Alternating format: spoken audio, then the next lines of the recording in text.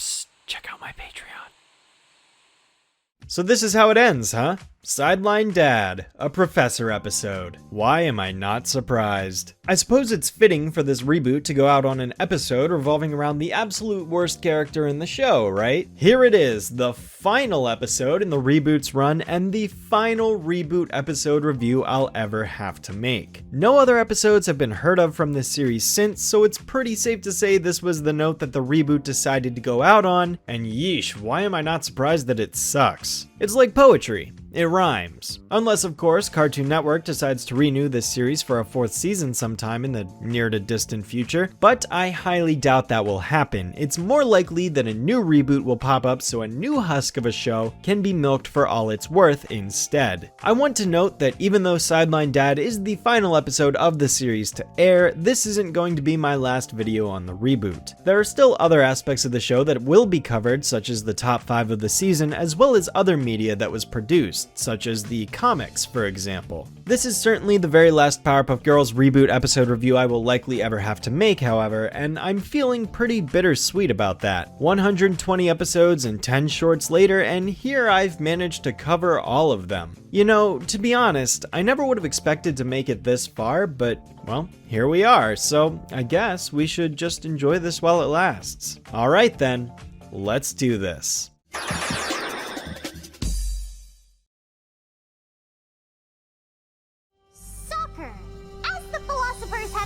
Is the epitome of the cosmic dance that we call sports. What makes soccer a great sport is its simplicity.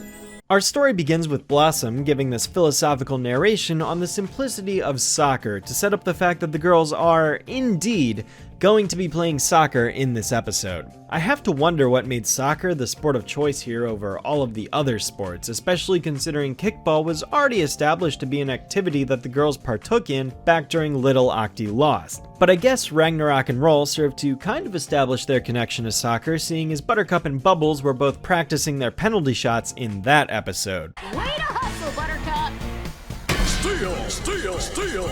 Great job, Bernie! Oh, okay, good. I'm glad to see the echoey voices thing is making an appearance at the end. Now if only we had a reference to a dead meme, then it'd truly feel like season 1. So as we can see here, the girls are participating in a soccer match, and despite the fact that all 3 of them have superpowers, it seems pretty inconsistent on whether or not they are actually using them against the other normal children. For instance, Buttercup is running along the ground kicking the ball lightly, but then Bubbles goes to defend the goal and kicks it with maximum force. Never mind the fact that Bubbles' kicks were about as soft as marshmallows and cotton balls in Ragnarok and Roll, yet here she's able to send the ball skyrocketing across the entire field from one goal to the other and score. But consistency, am I right? Speaking of inconsistency, I love how the opposing team's goalie has a D on her shirt, even though their team is the Capybaras, which starts with a C and is reflected on the other teammates' uniforms, but hey. During all of this, the professor is choosing to ignore his daughters and not support their efforts because he'd rather have his face crammed into a book.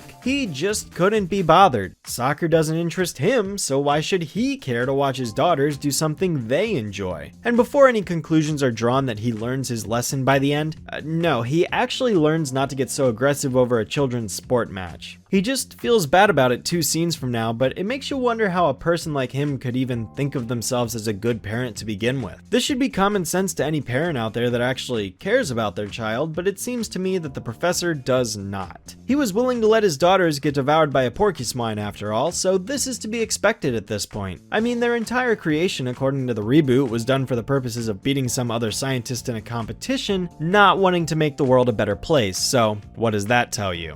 Anyways, the girls pick up on the fact that he wasn't watching them when they're visiting Penguin Pete's after the game, although for some reason they're eating pizza despite this being an ice cream shop. I know it's not unheard of for ice cream shops to serve other things, but this is the only time in the entire series where Penguin Pete's has served something other than ice cream or frozen yogurt or a smoothie, some kind of frozen treat. Apparently, the girls ended up losing their game at the end, although I don't know how that was even portrayed considering they had a blatant advantage of 3 superpowered children. I'd understand if they didn't use their superpowers to make things fair, but nah, they just send this child rocketing through the goal. There's also the fact that the game literally ends after Bubbles makes this shot and all of the Townsville team is celebrating for it. How in any way is this the portrayal of a loss? I don't blame the professor for panicking here considering that aspect, but he still should have been paying attention to his children's soccer match, regardless. I would understand if this was the middle of the game that was being depicted. However, as I said, as soon as Bubbles scores that goal, it literally ends. And all of the Townsville team is cheering, even when the parents are carrying them away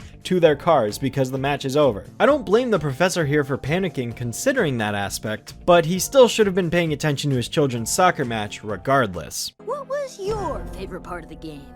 Come on, people! What happened at the game? We were reading! We didn't see a thing! We're the worst dad ever! Okay, so by no means is the idea of little figments in a character's head being shown to operate their conscience anything new. However, considering how unbearable one Professor Utonium is, I'm sure you could see why having multiple Professor Utoniums on screen at the same time is even worse for me. The best these figments can come up with to respond to the girls is commenting on the fact that their game was outdoors. So needless to say, Blossom, Bubbles, and Buttercup are pretty disappointed in him, and so am I. Later that night, the girls are asleep and the professor feels bad about his neglect for their interests, so he decides he's going to take soccer seriously and study up on how the game is played. I don't know the first thing about this sock air. Oh, give me a break. The professor literally pretends he doesn't know what the heck soccer is, as if the sport isn't even a word in his vocabulary, but one of the little figments in his head literally says the word soccer like normal in the previous scene. So don't even try to pull that stunt, Reboot. Does anyone know anything about soccer? I know some might want to say, well, that wasn't the professor, that was a figment in his head, but the fact that the word is said by the representation of his conscience literally means that he knows the word because it exists in his mind. He also does this thing several more times throughout the episode. And yes, it is another trope I've seen in media, but again, I'd like to point out that this man is a literal professor. He is supposed to be a genius. You cannot go around having this guy lack basic language comprehension skills when he's supposed to be a scientific mastermind. This is the antithesis to his character, and yet somehow the reboot fails to understand that people with graduate degrees are not morons. Sure, he might not be an outdoorsy guy, Claudad clearly indicated that, but to pretend that he doesn't even know what the word soccer is when his daughters are participating in it, and he likely has to pay money for them to do so because that's how rec sports usually work, he would totally know the word. Nobody buys this for a second. Even setting that aside, the professor is a sports guy because Hustle Cup depicted him as a basketball all-star, so now that excuse doesn't even work. This entire episode is an inconsistent mess, and I'm sure you can already tell that I absolutely detest it, and we are like 3 minutes in. Anyways, next we get a montage because it wouldn't be the final reboot episode without one.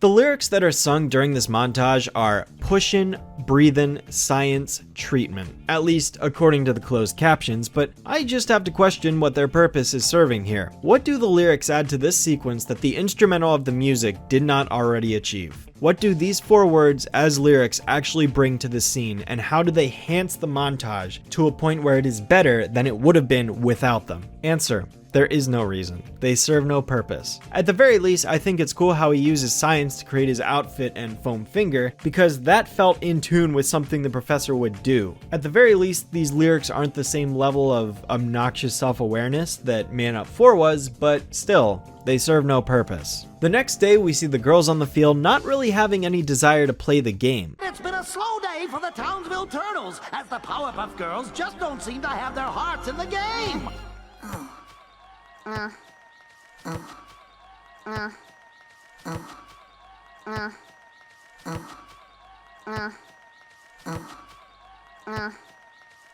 Yeah, this goes on for like a solid 4 minutes, just back and forth, back and forth, back and forth, back and forth. Watching the ball go back and forth, back and forth, back and forth the ball goes. Fascinating. This is the best part of the episode, guys, like, hands down. Eventually, a small child steals the ball and goes in for a goal, with Bubbles not really having any motivation to do anything because her own father won't even watch her play the game. What's the point of playing soccer, Octi, if my own dad doesn't even care? Let's go, Townsville! Let's go, Townsville! Or so she thought. Yep, now he's in the stand cheering the girls on louder than anyone else at the game, and as such, Bubbles gets a quick change of mind, a huge boost of confidence, and goes in to block the goal, sending the ball straight over to her sisters and reversing the tide of the game in their favor completely. And this is where things start looking up for a while, as the professor's cheering somehow manages to make the entire team play better. Buttercup even murders a child.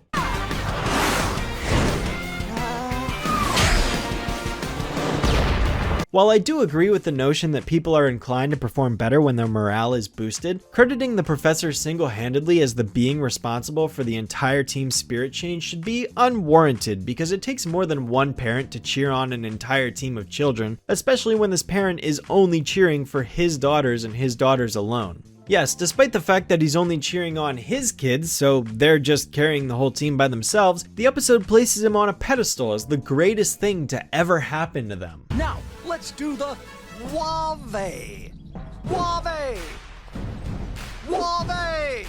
What the professor is trying to reference here is what's known as the wave, a popular sports tradition, and this really showcases how ignorant this reboot is to the field of science. The professor has studied physics, chemistry, and he's also a bit of an engineer, okay? So there's this thing in science called a wave, which physicists use to study all kinds of different things. Sound, light, radiation and energy, spectroscopy, audio engineering, oceanography. All of these studies and phenomena are heavily involved with the study of waves and knowing how to interpret them to measure and define data. Somehow, the show forgot that the main character of this episode is a scientist just minutes after it gave us a montage of him using his scientific knowledge to learn the sport of soccer. Anyone with any foundation in science will know about waves. They are crucial to many fields, and I myself have studied them numerous times throughout my education. For example, engineers need to know how waves work when designing bridges. Ever heard of the Tacoma Narrows Bridge? Look it up sometime if you never learned resonance in school like I did. The tragedy of that bridge is a prime example of why understanding physics is crucial for engineers. Light is also special in the sense that it can be measured in both a particle and a wave, but not simultaneously. Wavelengths are important for spectroscopy and the study of our universe. Astronomers have been able to determine the chemical makeup of stars purely based off of the wavelengths that we receive from them on Earth. The color of literally everything we see in our lives is determined by waves. I'm sorry I'm getting hung up on this one little detail, but this mistake resonates with me on a personal level as somebody who has studied and researched this material. I am very, very well ingrained in the field of physics, and the professor is also supposed to be a character that is in the exact same boat. The professor knows what waves are. That's what I'm getting at. So let's see. The girls have been on a winning streak for a while now, and the professor sure is proud of them, so he takes them to Penguin Pete's once again to celebrate after their most recent victory. As it just so happens, their coach also decided to attend after the game, and she comes to their table to let them know that Candace is going to be starting in Blossom's position instead. The professor, obviously being biased towards his daughters, gets furious with this decision, and people, please, whatever you do, if you ever find yourself in this situation, don't be this guy. Oh, you think you can do better? I couldn't do any worse. Oh, yeah? Yeah! Well, I quit! You know, this coach could have chosen some other option, such as benching all three of his daughters because of his attitude, or not permitting the professor to attend the next game, or something along those lines. But outright quitting is a very selfish act on her part, and quite frankly feels out of place, given that she seemed to care about her team all the way up until this point. It is so beyond forced just to get the professor into the coaching role. Is she willing to throw her own enjoyment as well as all of the children's achievements away over one 5-second argument she had with a parent? Doesn't seem very believable to me, and yeah, I get there can be some pretty nasty parents out there, but you should punish the parents, not the children. Blossom defends this Candace girl, and the professor gets up in her face about it, so clearly the professor needs a break from the games. His aggression also comes out of nowhere because he seemed like a candid sports fan up until he hears his daughter isn't starting, and then suddenly it's the end of the world. Seriously, don't be this guy. Well, now that their coach has quit, I'm sure you can guess that Professor Utonium takes over and decides to crank things up a notch. He's replaced the balls with boulders and constructed an in-ground lava pool for the kids to jump across because I guess putting them in more extreme conditions will make them better, even though they were already on a massive winning streak, so all they had to do was keep playing the way they were and they do fine. Seriously, don't be this guy. There's also this running gag of the professor having an evil clone of himself, which is completely unnecessary and solely exists to fulfill that running gag quota that the reboot seems to have. It's not even comedic, it's just the professor with a mustache popping out of garbage cans. At the very least, he's where he belongs because this entire running joke and the character himself is total trash. The real professor should hop in there with him. Furthermore, why would anyone put a trash can right next to the net when a kid could easily run into that thing and hurt themselves, and/or a ball could get kicked at it and knock the garbage everywhere? That's a terrible spot for it to be. But truth be told, I'm actually more concerned with the fact that he's literally having Robin get chased by a lion. And why is Robin being chased by a lion? She knows why. Pretty soon, the girls go up to him and question why he's doing all of this, and he proceeds to introduce his recently acquired referee robot that surprisingly isn't ScheduleBot. It's been programmed to make fair calls and has far better judgment of a game than any human ref ever could. He comes equipped with a turbo whistle, super laser attention, and a cappuccino machine. Really, he's pretty much everything the professor could ever ask for in a referee. Unfortunately, all of these changes that the professor has introduced aren't sitting right with the girls, so they tell him that he's taking the fun out of the game, but apparently he doesn't know the meaning of the word because he's never heard of it before. You know, maybe it's possible this episode was trying to go the SpongeBob route of having him empty his mind of everything that has nothing to do with soccer and coaching, but the episode provides no indication of that whatsoever. It's that same stupid "sock air, I don't understand this first grade word" gag that makes zero sense for the character. The professor knows what fun is. Sheesh, is the show openly admitting that it thinks the character is that bland and uninteresting? Because I'd at least take that over the mind-numbingly irrational buffoon that we got instead. I think I've made my point, and so is the robot as he zaps these two innocent kids who are simply running around having fun. With no horseplay. I'm gonna get you, Candace! No, you're not. Oh. Wait, I'm sorry, what was that? I'm gonna get you, Candace! No, you're not. Did he just call Robin Candace? Even though the girls already addressed Robin by name earlier in this exact same scene? Pathetic. Next thing the characters know, it's game day and the professor is getting furious at the girls because they're losing in the championship match, going so far as to scream at the children and yell at the ref for making a bad call, even though he's been programmed to be 100% accurate, so any accusation of that sort should fall on deaf ears. Seriously, don't be this guy. Offside. What? What is with you, ref?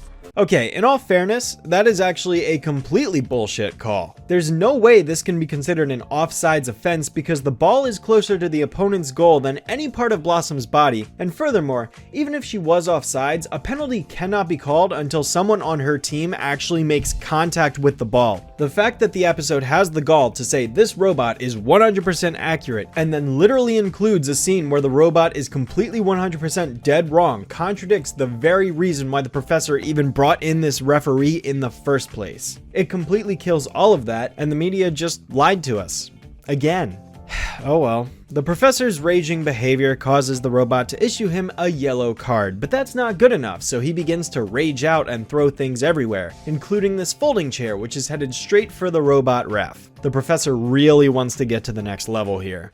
Red card. Hooligan detected. Hooligan detected.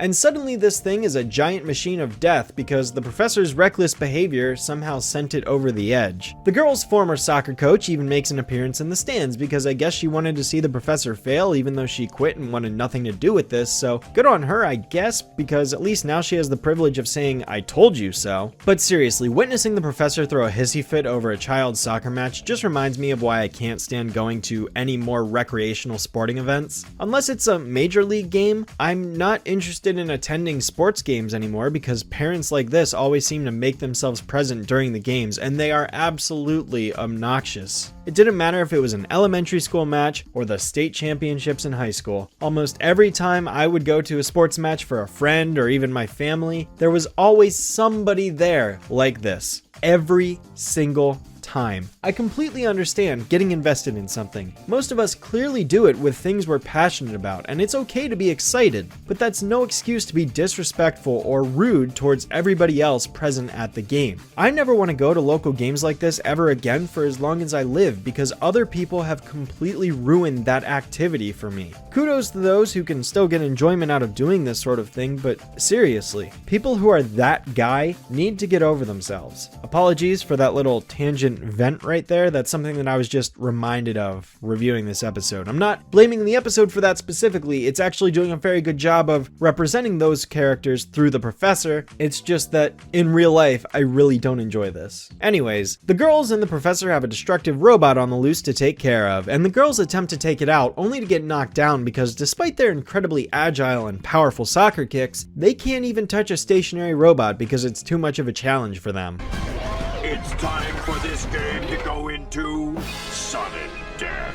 Hey, there's that countdown problem I went on about in my Small World review popping up again. Yeah, the same principles apply here too. The robot shows the girls only have 15 seconds, yet the amount of time that passes from the countdown to when he's defeated takes a whopping 71 seconds. Yeah, somehow 15 seconds translated to over a minute's worth of time. It is here where we find out that apparently the professor didn't create the robot himself because the girls ask him where he got it, and he tells them that instead of inventing it, he actually bought it from some mustachioed man by a dumpster in a back alley somewhere. Somehow, this man didn't recognize his evil clone even though they saw each other face to face in broad daylight, and the character is stated to already know of his clone's existence and that he's evil. But again, who's surprised at this point? We also get another cut to the professor's figments in his head losing their minds over the situation because they aren't sure what to do and what to say. The girls have just called him out for being a terrible coach and parent, and he's at a complete loss. And even if we don't count these two moments as diegetically tied to what's going on with the robot referee, the amount of time that passes from the moment the countdown starts to when he explodes is still a whopping 47 seconds. Triple the amount of time listed on the timer. Again, I ask, why couldn't the show just start the timer at 45 seconds? Why couldn't it start it at 70 seconds? Or even just a minute? Apparently, it couldn't be bothered to give a shit and picked a random number just because. I realize this isn't the biggest flaw of the episode, but it is a pet peeve that gets on my nerves quite a bit. This, of course, causes the professor to resort to doing the only thing that really worked for him before. What do we do? Powerpuff Girls! Powerpuff Girls! Come on, girls! Keep your eye on the ball! And this gives the Powerpuff Girls the idea to use the referee robot's lock-on system to chase the ball as they continuously kick it all around him as fast as they can, creating a system overload and causing him to explode. Even though he had a countdown timer that was going to explode anyways and should have exploded long before they even made this attempt. Bubble Wrap must keep eye on the ball. Eye on the ball, eye on the ball, eye on the ball, eye on the ball.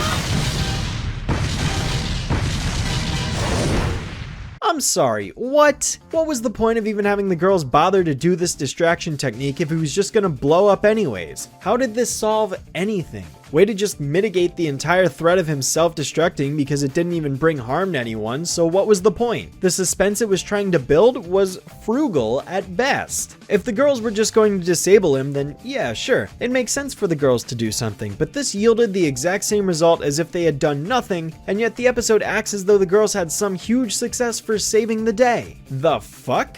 What should have happened is he should have turned off or powered down because he was consuming too much power due to the overload. I don't know, something other than the same result that would have occurred had the girls failed. And furthermore, if it wanted to present the outcome where it didn't matter if the girls stopped him or not, the same thing happened, then It should have given us a more comedic reaction or a more defeated reaction out of the girls rather than a celebratory, yay, we accomplished something, because they didn't accomplish anything. This isn't depicted as humorous or depressing, and therefore it completely goes against what the episode was previously building up. The tension is gone, the meaning is gone, there was no point to it, and the girls are awarded for this. They're awarded for doing nothing. Like, I'm sorry, I don't buy it. It's a garbage ending. Praise is not deserved here, not for the girls and not for the episode as a whole. This is pitiful. I suppose I should mention the episode ends with another normal soccer game and one of the dads mentioning that the girls would love playing hockey if they loved soccer. Hawkeye? Honestly, I detest this episode, and I detest Reboot Professor Utonium. I am so glad to be done with it. I know that the reboot has had its fair share of utter schlock, but the series didn't need to end like this. Like, compared to the majority of Season 3, I would have taken a tame or mediocre episode. Why did it have to go out on such an abysmal train wreck? This feels like one last middle finger to everybody who ever criticized this series. Practically every major writing flaw that the reboot has is present in this episode in some form, between the overabundance of plot holes to the lack of awareness for character behavior. The only thing really missing is a dead meme. I cannot stand Sideline Dad with a burning passion, and I wish the professor would have just kept his face buried in that book for the rest of eternity. I also wish that Sideline Dad and the Octfather's episode airing order was flopped, that way I could say that at least it ended on a high note rather than one of the absolute lowest of the season. I am beyond grateful to finally be done with this review so that I never have to see any new way that the reboot decides to bastardize this character. Good riddance, I say. I hate to end my final review on a sour note, so I at least want to acknowledge that Season 3 as a whole was probably my favorite of the three. I think in terms of standout episodes, Season 2 might have it beat just because it does feel like some Season 3 episodes don't have that gripping aspect that makes it super memorable. Like, when I think of Season 2, I think of Home Sweet Homesick, Power of Four, Imagine That, Phantasm Chasm. Even bad episodes like To the Consequences and Buttercup vs. Math seem to have more of a recognizable feel to me than episodes like Brain Freeze and Worship. Maybe that's just me though. As a whole, Season 3 is definitely the best season the reboot has to offer, and there are some genuinely good episodes in here. I can't wait to revisit some of them in my upcoming top 5 best and worst episodes of the season videos, so stay on the lookout for those. As I said, this may be my final reboot episode review, but there is still more content on the way. Be sure to stick around for that. Thank you so much for watching this review and every other episode review I've made thus far. It is surreal to think that this is the end, but at the same time, I'm relieved that it's over. And just remember, you can always go back to all 120 reviews I've made if you ever feel like revisiting an episode for whatever reason. Thanks again for watching, guys, and I'll see you in the bonus videos. Ta-ta for now.